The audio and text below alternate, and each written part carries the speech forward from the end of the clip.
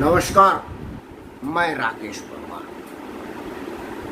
मित्रों, आज का बात किसी और के बात के जगह सिर्फ वही बात जो आज एक स्वाभाविक था। मुझे तो बहुत पहले से लग रहा था कि ऐसा ही होगा। मित्रों, पश्चिम बंगाल के आसनसोल से भारतीय जनता पार्टी के लगातार दूसरी बार चुने हुए संसद सदस्य सिनेमा में प्लेबैक सिंगर, पार्श्व गायन के रूप में अपनी प्रसिद्धि पा चुके सेलिब्रिटी और अभी कुछ दिन पहले तक भारत के केंद्रीय मंत्रिमंडल के एक सम्मानित सदस्य श्रीमान बाबुल सुप्रियो ने फेसबुक पर त्यागपत्र दिया। मेरा चर्चा का विषय यही है। अगर वो लोकसभा अध्यक्ष को त्यागपत्र देते, भारतीय जनता पार्टी के पार्टी अध्यक्ष को त्यागपत्र देते तो ये कोई बहुत घटना बड़ी नहीं थी, क्योंकि राजनीति में तो लोग आते हैं जाते हैं अपने अपने सुविधा के अनुसार। ये खबर ही नहीं थी, क्योंकि अब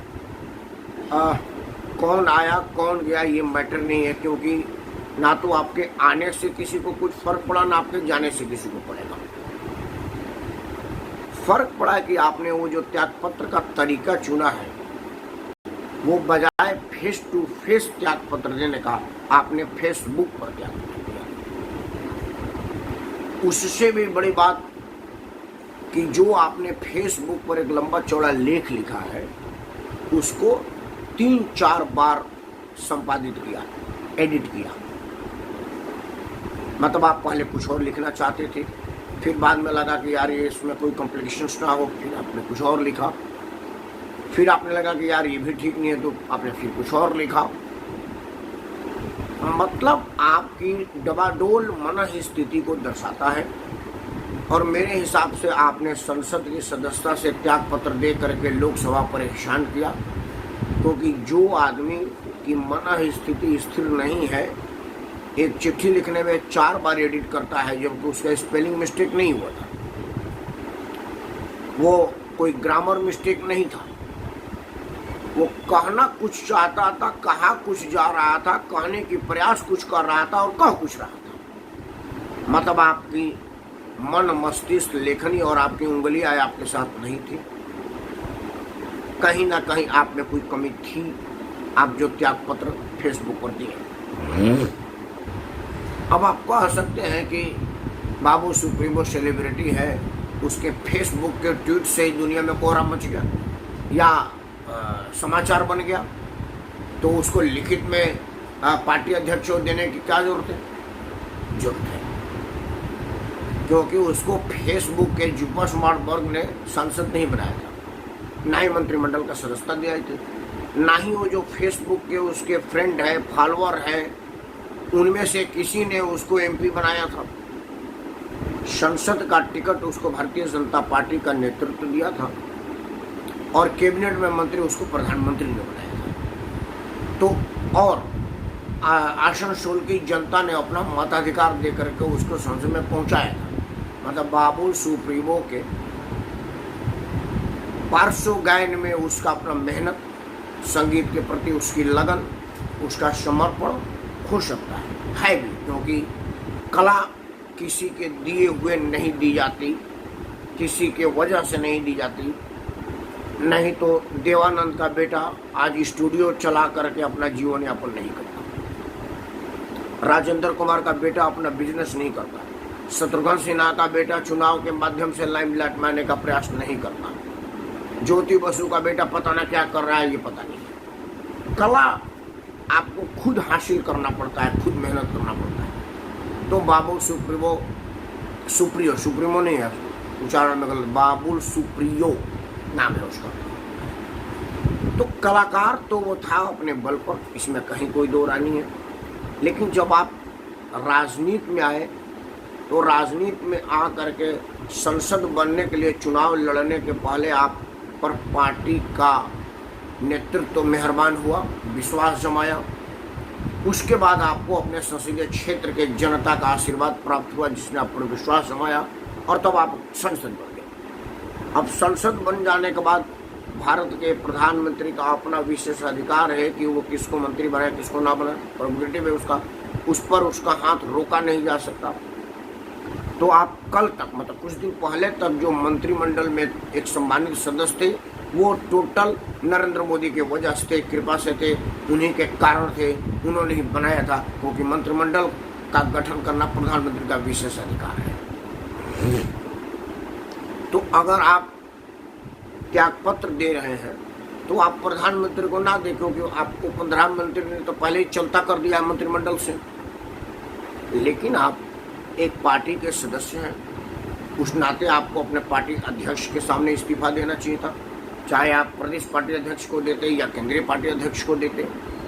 आप तो बहुत बड़े सेलिब्रिटी रहे, आप तो नड्डा साहब को भी अपना त्यागपत्र दे सकते थे। आपका त्यागपत्र पर विचार होता, आपको मनोबल किया जाता या क्या किया जाता वो तो हमें पता नहीं है, लेकिन आप ऐसा कर सकते थे। आप संसद सदस्य हैं तो आपको लोकसभा के अध्यक्ष के सामने त्यागपत्र दिया जाता है। मुझे लग रहा है कि आपका पार्टी से त्यागपत्र तो हो सकता है, नड्डा साहब मान लें, लेकिन आपको ओम बिरला साहब तो फेसबुक के माध्यम से नहीं मानेंगे, क्योंकि वहाँ पर तो सशरीर सम्मुख हाजिर हो करके लिखित में प्रतिवेदन देना पड़ता है कि जी मैं अब इस लायक नहीं हूँ या अपने आप को इस लायक नहीं मानता हूँ, इसीलिए मैं त्यागपत्र दे रहा हूँ। आसनसोल की जनता ने जो भूल किया था मुझ पर भरोसा करके, उनके भूल के लिए मैं क्षमा याचना करता हूँ, आसनसोल की जनता मुझे माफ़ करे। ये तो करना पड़ेगा। मामला ये नहीं है कि आपने क्या किया किस तरह से किया, लेकिन राजनीति में गंभीर व्यक्तित्व और राजनीतिक रूप से गंभीर लोगों को अगर राजनीति में मौका नहीं दिया जाएगा, आगे नहीं बढ़ाया जाएगा, तो इसी तरह का उछल कूद होगा।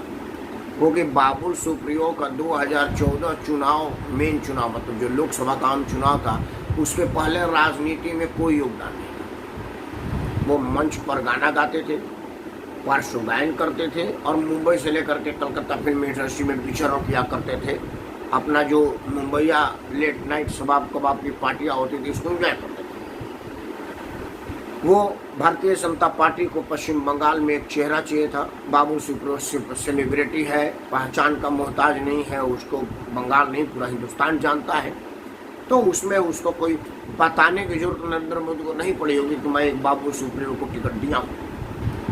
तो इसलिए उनको टिकट दिया, चूँकि उस वक्त पूरे देश में मोदी का लहर था, जो भी टिकट पाया वो जीत गया।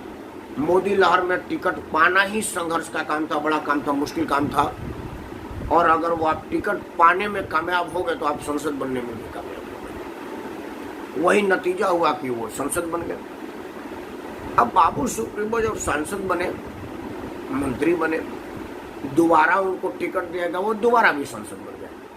जब बाबुल सुप्रियो दोबारा सांसद बने तो उनको एक गलतफहमी हो गई, जैसे एक कौवे को गलतफहमी हो गई। असल में क्या हुआ कि एक मस्जिद के ऊपर आकर के कौवा बैठा, उसी वक्त मस्जिद में आजान शुरू हुआ, तो उसे लगा कि मेरे वजह से हो रहा है, वो गलतफहमी का शिकार हो गया। बाबुल सुप्रियो को भी यही तरह की गलतफहमी थी। बाबुल सुप्रियो की राजनीति क्यों खत्म हुई और रिजाइन करने पर क्यों मजबूर हुए, जो कुछ मैं समझ पा रहा हूँ। एक तो बाबुल सुप्रियो केंद्रीय मंत्री थे, लोकसभा के सदस्य थे, बंगाल में कलकत्ता के टालीगंज से विधायक बनने की क्या जरूरत है, ये मैं अब तक नहीं समझ पाया। क्या उनको वहाँ पर झोंका गया कि भाई जाओ, या वो जानबूझ के उस उम्मीद में गए कि अब तो पश्चिम बंगाल की सरकार हमारी है और मैं बाबुल सुप्रियो मुख्यमंत्री की शपथ लियो छो कहने के लिए गए थे कि आमी बाबुल सुप्रियो मुख्यमंत्री ना शपथ ग्रहण करेছি। क्या है, आपको ये कहने का मनसा था?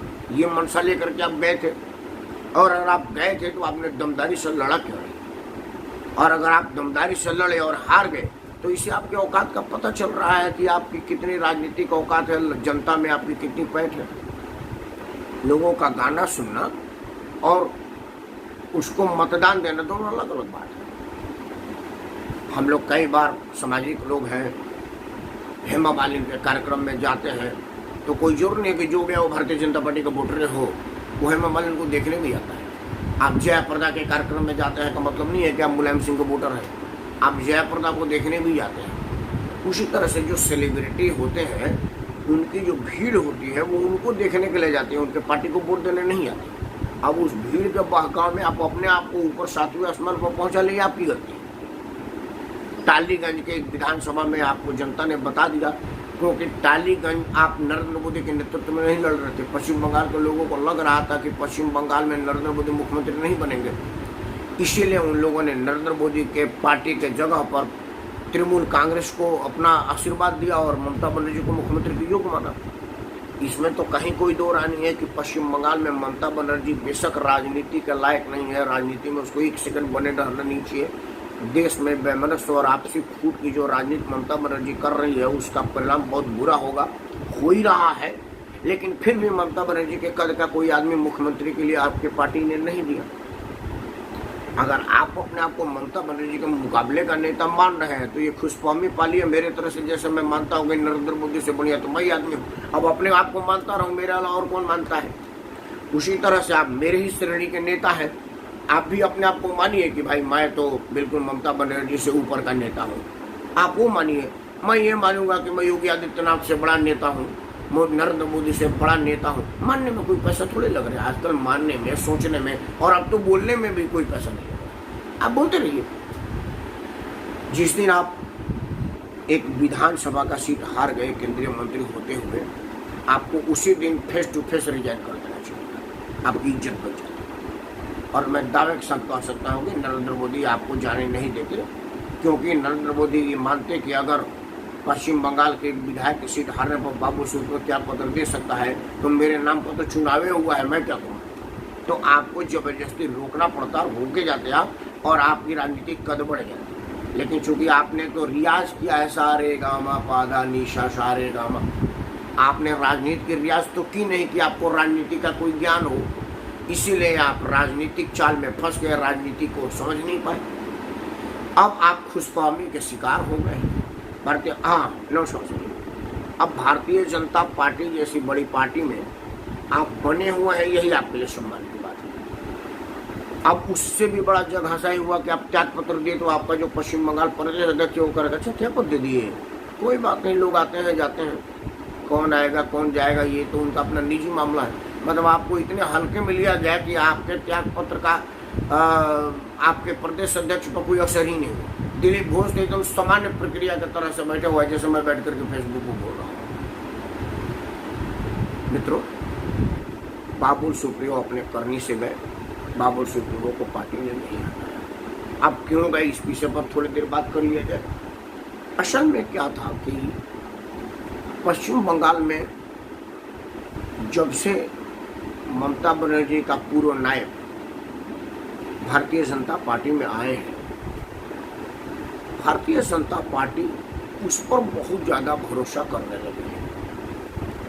भारतीय जनता पार्टी शुभेंदु अधिकारी को और अपने पुराने लोगों से ज़्यादा तहरीज देने लगी है। शुभेंदु अधिकारी आज के तारीख में भारतीय जनता पार्टी का पश्चिम बंगाल का चेहरा है। नेता विपक्ष बनाकर के कैबिनेट मंत्री का दर्जा दिया गया है। वो जरूरी भी था क्योंकि ममता बनर्जी में भी नंबर 2 के हैसियत के थे। तो जब ममता के पार्टी से हटेंगे तो चपरासी के रूप में तो आएंगे नहीं। वो उन्होंने यही तय किया होगा कि अगर सरकार बनती है तो मैं मुख्यमंत्री बनूंगा और अगर नहीं बनती है तो मैं नेता विपक्ष बनूंगा, क्योंकि इतने बड़े लोग कुछ कह के ही कुछ तोड़ करके ही आते हैं। इसमें 2 बातें हैं। एक तो मुझ जैसा आदमी जो संगठन पर के शक्ति पर इतराता है, वो शुभेंदु अधिकारी को आना और आकर के सीधे महत्वपूर्ण पद को हथियार लेने को गलत मानता है। क्योंकि मेरा मानना है कि जो आदमी पार्टी के लिए झंडा बंडा उठाया हुआ है, गद्दी टाट बिछाया हुआ है, उसको पारितोषिक मिलना चाहिए। उसको नहीं जो मौके का फायदा दे करके आया और मौके का फायदा उठाया। तब उस पार्टी में था तो फायदा उठा रहा था, अब इस पार्टी में तो फायदा उठा रहे, मतलब उसके दोनों हाथ में लड्डू। और जिन आदमी ने पार्टी का निर्माण किया अपने खून पसीने से, उनका किया, मैं ये जानता हूँ। लेकिन शुभेंदु अधिकारी भारतीय जनता पार्टी के हायर अथॉरिटी से ये बात किए होंगे कि आपके पार्टी में आने के पहले मुझे ये शर्तें चाहिए, और भाजपा उन शर्तों को मान रही है। तो जवान की भी कीमत होती है। इसमें तो भाजपा कह सकती है कि मैं जवान को फंसा था। आप तो अपना भी सीट नहीं जीत पाए, वो तो मुख्यमंत्री को हरा दिया। आइकॉन ऑफ पश्चिम बंगाल के रूप में मशहूर है ममता बनर्जी, उसको हरा दिया उस आदमी ने, तो उसका कद बड़ा है कि आपका कद बड़ा है, आप अपने कद को पहचानिए। तीसरा एक और चीज है, ये एक दुखद है, शुभेंदु अधिकारी के ज्यादा भाव देने से भारतीय जनता पार्टी के अंदर विवाद है। तृणमूल कांग्रेस से आए राय, पूर्व रेल मंत्री, और बहुत लोगों ने वापस भाजपा छोड़ करके तृणमूल ज्वाइन कर दिया, और जाते वक्त उन्होंने यही कहा था कि तृणमूल कांग्रेस में ही हमारा ज़्यादा सम्मान था, भारतीय जनता पार्टी में जब एक साधारण सदस्य भी बनकर रहना है तो मैं सत्ताधारी पार्टी में क्यों न बनकर रहूं। तो मित्रों, एक तो ये भारतीय जनता पार्टी के लिए उचित नहीं है कि वो कल के आए लोगों को इतना भाव दे और अपने पुराने वाले लोगों को बिल्कुल इग्नोर करें। तो इसका परिणाम यही होगा जो बाबू सुप्रीमो में हुआ, जो राय के रूप में हुआ, जो और लोगों के रूप में हुआ है। ये उत्तर प्रदेश में भी आने वाला है, क्योंकि उत्तर प्रदेश में चुनाव है, मंत्रिमंडल विस्तार की शुरुआत है। जिनको मंत्री नहीं बनाया जाए वो बितकेंगे, और जिनको टिकट नहीं दिया जाएगा वो बागी हो जाएंगे। और चुनाव से इन पहले अगर कोई बड़ी पार्टियों से आदमी आता है, उसको लंबावित किया जाता है, तो पुराने वाले को दुख होगा। जैसे जितिन प्रसाद के लिए हुआ, आदरणीय संजय पांडे जी को नमस्कार। जैसे जितिन प्रसाद को लाया गया तो कहा गया कि पश्चिम उत्तर प्रदेश में एक बड़ा ब्राह्मण चेहरा को लिया गया। तो आप जो लक्ष्मी रतन वाजपेयी जी आपके थे, वो क्या बड़ा ब्राह्मण नहीं थे? क्या उनके ब्रह्मत्व में कोई कमी थी? मतलब जितिन प्रसाद का ब्राह्मण और वाजपेयी जी के ब्राह्मण में कहीं कमी रह गई थी? वाजपेयी कम ब्राह्मण होता है? आपका प्रदेश अध्यक्ष होते हैं, उत्तर में मंत्री होते हैं, जितने बड़े कदावर नेता है, पुराने पार्टी के वफादार हैं, आप उनके जगह कल के उस आदमी को जो भारतीय जनता पार्टी को जीवन भर हराने का काम किया, कोसता रहा, पार्टी के जड़ में मठा डाला, उसको ले आकर के आप सीधे MLC बना करके मंत्री बनाने की सोच रहे हैं। तो पुराना भाजपा क्या करेगा? विद्रोह होना लाजमी है। उसी तरह से अगर कोई चुनाव के इन मौके बड़ी पार्टियों से आता है और जाता है, तो ये एक राजनीतिक पेश है जिसको भाजपा को नियंत्रण पाना पड़ेगा। एक और बात बताओ, एक और दूसरी बात भी है कि अगर मान लीजिए कि आज राहुल गांधी भाजपा में ज्वाइन कर रहे हैं, तो भाई राहुल गांधी चपरासी बनने के लिए तो आएंगे नहीं, पार्टी के सर्वसर्वा है, तो उसी स्टेटस की बात लेकर जाएंगे ना भाई। तो जब आप किसी बड़े पार्टी के बड़े कदावर नेता को ज्वाइन करा रहे हो, तो उसका उस स्तर का सम्मान तो देना पड़ेगा। उसमें भाजपा को आप दोषी कहें या जो कहें, या तो भारतीय जनता पार्टी अपना दरवाजा बंद कर ले कि भाई मेरे पास जो मेरे पुराने कैडर है वही काम करेंगे और उन्हीं को मैं टिकट दूंगा। तो इस वजह से तो आप देखते थे कि आडवाणी जी कई बार प्रयास किए, उनका टिकट कंफर्म नहीं हुआ PMO का। क्या आप चाहते थे कि नरेंद्र मोदी का भी कंफर्म ना हो? राष्ट्र हित में बढ़िया निर्णय लेने के लिए राष्ट्र के सामने कुछ समझौते करने पड़ते हैं, और राजनीति में जायज भी। अमूल चूल परिवर्तन बेशक ना हो, थोड़ी बहुत दाहिने बाएं तो करना पड़ेगा, और वही किया गया। लेकिन पश्चिम बंगाल में बाबू सुप्रीमो शुभेंदु अधिकारी को ज़्यादा तहरीर देने और खुद पर कम तहरीर देने की वजह से नाराज थे, ऐसा प्रतीत हो रहा है। क्योंकि ऐसा उन्होंने एडिट करने की वजह से पहले बोले कि मैं भाजपा का सिपाही हूँ, मैं किसी पार्टी में नहीं जाऊँगा, उन्होंने उसको एडिट किया। फिर बोले कि मेरा भाजपा अपना परिवार है, घर है, मुझे इससे कोई एतराज़ नहीं है, मैं बिल्कुल भाजपा से दुखी हूँ, आपने उसको एडिट करके बताया कि मैं भाजपा से दुखी हूँ। फिर उन्होंने बताया कि राजनीति अब मेरा अंतिम है, समाज सेवा के लिए आया हूँ, और अब आप कह रहे हैं कि राजनीति भी करेंगे, समाज सेवा भी करेंगे। मतलब आप पुराने दरवाजे जाने के लिए मतलब किसी और दरवाजे को जाने के लिए खटखटाने का रास्ता खोला हुआ है। कहीं ऐसा तो नहीं कि आपके त्याग पत्र का पहले तृणमूल कांग्रेस में आपकी बातचीत हुई हो और ममता बनर्जी कहा हो कि नहीं तेरा कोई जरूरत नहीं, जो टालीगंज का एक मामूली विधानसभा में सीट हार गया उसकी क्या औकात है भाई। और जहाँ तक गवैया की बात रहा तो उसको बड़ी खूबसूरत हीरोइनें हैं तुमसे बढ़िया बढ़िया, वो रूही जैन तो ही है, अभी सेलिब्रिटी है, तो उसको क्यों ना ममता बनर्जी लगाए। और स्वयं ममता बनर्जी सेलिब्रिटी है, तो मेरे आंगने में तुम्हारा क्या काम है? कहीं ऐसा तो नहीं होगा क्या मोह भंग हो गया? कुछ भी हो, लेकिन भारतीय जनता पार्टी के लिए एक सोचने वाला संकेत है कि आपके पुराने लोग अगर इस तरह से आपको छोड़ के जाएंगे तो क्या होगा। क्योंकि इन नेताओं का कोई दीन ईमान नहीं होता, ये मौसम वैज्ञानिक होते हैं और ये पहले भाप लेते हैं कि उनका भविष्य कहाँ सुरक्षित है। अगर इन लोगों को कोई ऐसा आभास या एहसास हो गया हो कि भारतीय जनता पार्टी का छुपा हुआ हो चुका है, तो ये गलत संकेत है। आम जनता के जाएगी तो आप में अविश्वास होगा, और अगर नहीं तो इस तरह के भाग दौड़ को रोका जाएगा। और उसका एकमात्र उपाय है कि राजनीति में राजनीति के बजे हुए खिलाड़ियों को ही स्थान दिया जाए। ये सेलिब्रिटी और उछल कूद करने वालों को त्वरित लाभ के लिए न दिया जाए, नहीं तो दूरगामी नुकसान होगा। अगर पार्टियां त्वरित लाभ के स्थान पर दूरगामी लाभ भी सोचेंगी तो ये राजनीति के लिए भी अलग अच्छा रहेगा और राष्ट्र के लिए भी अच्छा होगा। बाबू सुकुमार जहाँ रहे सुखी रहे, दाहिनी उनका और ज़्यादा निखरे और गायक के रूप में एक ज़्यादा प्रतिष्ठा पाए। बाबू सुप्रीमो के लिए हार्दिक शुभकामनाएं और बहुत बहुत शुभकामनाओं के साथ मैं राकेश परमार भारतीय जनता पार्टी को अंतिम नसीहत दे रहा हूँ आज के वीडियो बंद करने से पहले कि कृपया अपने कुलियों को बचाएं और कल आए हुए लोगों को पुराने लोगों से ज़्यादा तहरीज ना दें, नहीं तो स्थिति यही होगी। और प्रदेश है, ये तो अभी झांकी है, उत्तर प्रदेश में बाकी है। जय हिंद, धन्यवाद।